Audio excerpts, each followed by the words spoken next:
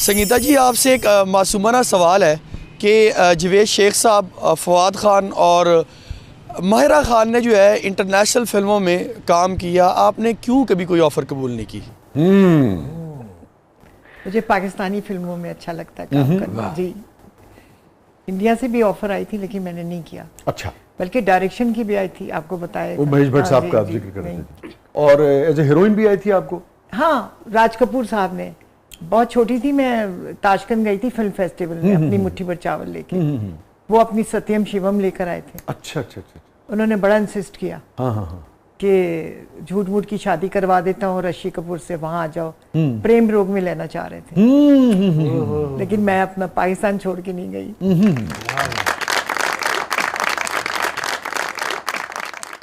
जी। Sangeeta madam, Mohammad Ali से लेकर वहीद मुराद और शान तक किस हीरो को देख के आपके दिल की धड़कनें बेकाबू हो जाती थी? रिदा वाला सवाल है। अल्लाह, दिल तो था ही नहीं मेरे काबू में, दिल तो माँ के पास था। किसी को देख के नहीं। तो जब माँ के पास से थोड़ी देर के लिए आपके पास आता था? हाँ, नहीं। असल में हम लोग इतने काम में सीरियस थे कि इधर उधर ध्यान ही नहीं जाता था। और फिर जब डायरेक्शन शुरू की तो बिल्कुल ही गुलाम इधर, मैं कहा बेटा इधर कर लो। तो बड़े अरसे के बाद, कोई 20 साल बाद कहता है मैं तो इतना सोचा हुआ था, आपने मुझे पहले दिन ही बेटा कह दिया था।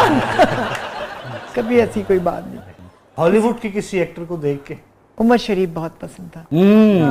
बहुत। डॉक्टर शिवागो। यस, मैंने देखी थी वो फिल्म।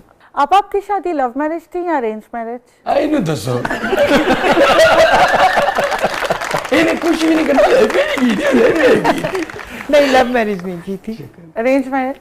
अरेंज भी नहीं थी, बस गुस्से में की थी शादी। अच्छा, ये कोई इंटरेस्टिंग स्टोरी लग रही है। अम्मी से लड़ाई हुई थी तो बस। अच्छा। स्वात में थी मैं। तो बस गुस्से में शादी कर ली। अच्छा, ये बड़ी फिर उनके स्वाद आ गया बात। इंटरेस्टिंग स्टोरी लग रही है ये। अच्छा, ये बड़ी मुनफरिद आपने बात बताई। तो अम्मी ने फिर इजाजत दे दी या नहीं? अम्मी छोड़ के चली गई, कहती शादी कर ली तो बस रहो यहाँ पर। अच्छा, वो छोड़ के चली गई। ओह, फिर राजी हुई? नहीं, राजी तो नहीं हुई, बस गुस्से में ही रही पर। अच्छा। शादी भी कहाँ, 3 साल ही चली फिर। अच्छा, तो गुस्से में जिनसे की उनको पसंद करती थी आप? नहीं, बिल्कुल भी नहीं। अच्छा, वो बल्कि मेरा फैन था। अच्छा, वो आपको आर्टिस्ट था, वो हुमायूं कुरैशी। हाँ जी। बस एक बेटी उससे है। बस 3 साल बाद ही अलैदगी खत्म हो गया था सिलसिला। जी। तो अब आपका क्या तजुर्बा है? शादी गुस्से में करनी चाहिए, मोहब्बत में करनी चाहिए या वालिदैन की मर्जी से करनी चाहिए? वालिदैन की मर्जी से करना है। वालिदैन की हाँ, कभी कोई बात हो तो वालिदैन सामने खड़े होते हैं। अपनी पसंद से करोगे तो कोई साथ नहीं देगा। फिर और गुस्से में करोगे? गुस्से में तो अपनी जिंदगी बर्बाद होती है। Any regret in life? हाँ, शादी जो की वो गलत था मेरा फैसला। वो आज तक मैं सोचती हूँ कि गलत किया था मैंने, क्योंकि किसी का कुछ नहीं किया, जिंदगी तो मेरी बर्बाद हुई। लेकिन मैं पीछे पलट के कभी नहीं देखती, आगे देखती हूँ बस। उस जमाने में तो बहुत सारे लोग आपको चाहते होंगे, प्रपोजल्स भी होंगे, कुछ लोग शायद आपको भी पसंद हो, कुछ आपकी फैमिली भी चाहती होगी, मगर फिर क्यों गुस्से में क्यों किया? मैं ये नहीं जानना चाह रहा कि क्या हुआ, मगर गुस्से में फिर आपने क्यों किया? इतना बड़ा डिसीजन जिंदगी का।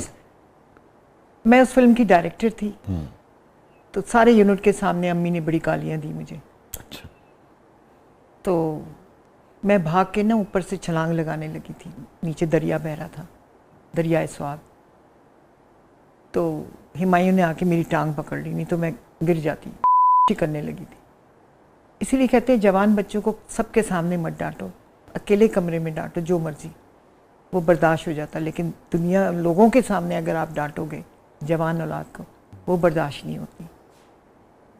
बस दूसरे दिन उसको कहा शादी करोगे, वो तो हक्का बक्का हो गया। मैं कहा अभी मौलवी लाओ।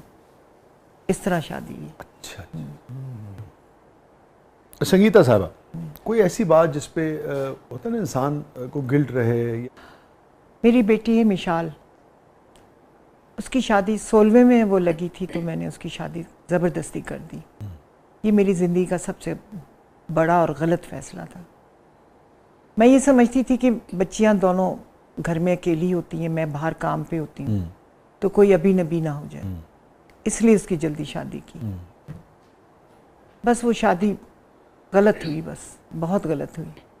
और वो मेरे यहाँ पर दर्द होता उसके लिए बहुत ज़्यादा।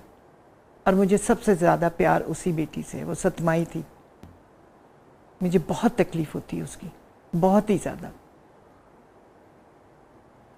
बस हालांकि आपका अपना जो तजुर्बा था वो ये था कि भाई बहैसियत माँ या बहैसियत वालिदैन बच्चों की रजामंदी और प्यार और वो शामिल होना चाहिए। जी। उसके बावजूद भी इस खौफ से कि भाई वो अकेली होती थी, आपने घर में नौकर चाकर ही थे ना, फिर स्कूल जाना, बाद में फिर कॉलेज जाने लगी।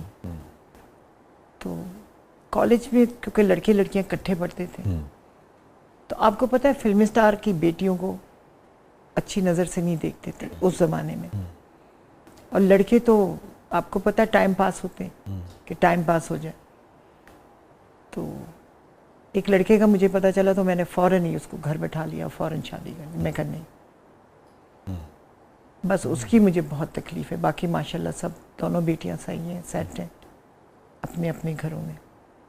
अल्लाह ताला आपके लिए, पूरी फैमिली के लिए आसानी पैदा करे। और एक चीज़ जो हम ज़ाती तौर पे भी जानते हैं, मैं चाहूँगा कि उस पर अगर आप जितनी बात करना चाहें, जो रेजिलियंस है आपकी, जो आपकी ज़िंदगी की आँखों में आँखें डालकर देखना, उसे चैलेंज करना है, उसका चैलेंज कबूल करना है, जिस तरह से आप एक मर्ज़ का शिकार हुई, फिर जिस तरह से आपने उससे फ़ाइट की, और फिर जैसे आप वापस आईं, फिर जिस तरह से आपने उसके बाद अमली ज़िंदगी में इतना काम किया, कंट्रीब्यूट किया, वो मेरे ख्याल में एक ऐसी स्टोरी है जो कि बहुत सारे लोगों तक पहुंचनी चाहिए। जी जी। कि ज़िंदगी से हार नहीं माननी चाहिए।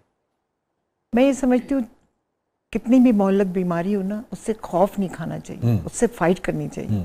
मुझे हेपेटाइटिस सी हुआ 2000 में, मुझे दर्द उठी, मैं हॉस्पिटल गई, उन्होंने चेकअप किया, ब्लड रिपोर्ट जब आई तो उन्होंने कहा आपको हेपेटाइटिस सी। मुझे समझ ही नहीं ये क्या बीमारी, नई बात थी। मैंने फिर डॉक्टर को पूछा, उसने कहा हाँ ये तो इंसान जिंदा नहीं रहता और ये हो जाता और हो जाता। मैं डर गई। फिर बहुत हालात ख़राब हुए मेरे। मैं फिर दिल्ली गई, वहाँ डॉक्टर को दिखाया तो उसने कहा नहीं जी मैं तो कुछ भी नहीं कर सकता, ये तो एंड है आपका। मेरे मैदे में सारे जख्म बने हुए थे अंगूर के गुच्छे की तरह। उसने कहा ये फटेगा तो ख़त्म हो जाएगी। कोई डॉक्टर ले ही नहीं रहा था। एक डॉक्टर ने फिर कहा कि मैं करता हूँ। उसने एंडोस्कोपी करके ना वो सारे जख्मों का मुंह चिपका दिया। मैं आ गई यहाँ पर। अब वो कह रहे थे जिगर भी जो शिलिंग हो गया था, बिल्कुल बहुत बुरे हालात थे उसमें। 90 इंजेक्शन एक लगाए, फिर हफ्ते में 25,000 का एक इंजेक्शन होता था, वो लगाए, लेकिन वो ठीक नहीं हुआ। और मेरी छोटी बेटी की शादी थी, उससे 2 दिन पहले मुझे ना वो फट गया जख्म, ब्लड की है ना, ब्लड, उफ, नाक और मुंह से हर जगह से खून जारी, कोई उम्मीद ही नहीं थी। फिर डॉक्टर साहब आए जो इसके माहिर थे, खून रोका है, फिर मेरे मुंह में और नाक में नालियां डली थी। ठंडे पानी की बोतल ये डालते थे और वहां से खींच के निकालते थे क्योंकि ब्लड ना जमा हो, इन्फेक्शन हो गया तो ख़त्म। खैर वो आए, फिर उन्होंने जख्मों को फिर वही एंडोस्कोपी करके चिपका दिया। मेरी बहन वहाँ पर थी इंडिया में, कहती मैं हेलीकॉप्टर से तुम्हें यहाँ बुलवा लेती हूँ। डॉक्टर ने कहा हिल ही नहीं सकती हैं। खैर फिर मैं कराची गई, मेरे भाई बने हुए अजीज़, एक दवाई आई थी, हर महीने वो दवाई मैं खाती रही। डॉक्टर साद बहुत अच्छे डॉक्टर हैं, उन्होंने वो 6 महीने मुझे दवाई इस्तेमाल कराई और हर महीने चेकअप हुआ। 6ठे महीने ना क्लियर हो गया। चलो फिर हर 6 महीने बाद उन्होंने कहा अपना ब्लड चेक कराओ और ये नहीं करना, ये नहीं करना, ये दवाई खाती रहना। माशाल्लाह वो सही